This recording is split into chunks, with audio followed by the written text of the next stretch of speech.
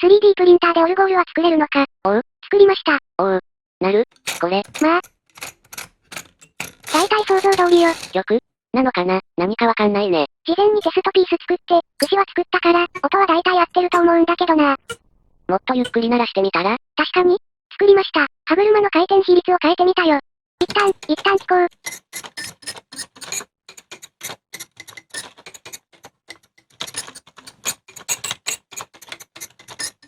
さっきよりは聞こえる、けど、なんか音が多かったり少なかったり今串を弾く歯車を一刃だけ回そうとすると、シートに 0.2 ミリのピンを植えないといけないんだけど、ちょっと高さの調整しろが少ないせい、かな。2段にして調整しろを広げてみた。0.9 ミリまで余裕ができたよ。見た目もコンパクトになって可愛さアップ。まあ、ちょっとは。ここまで来たら、なってほしい。お願いします。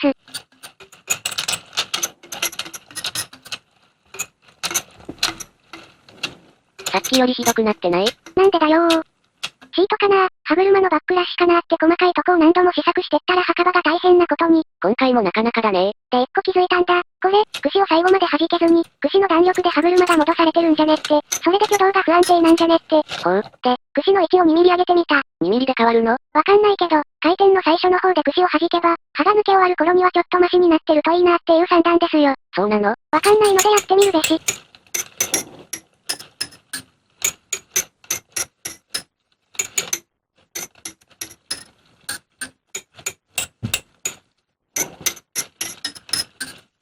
ちゃんと聞こえる。やっとなったよー。もえやさん頑張ったよって人はチャンネル登録、コメント、高評価、ハイプもよろしくねー。お疲れ。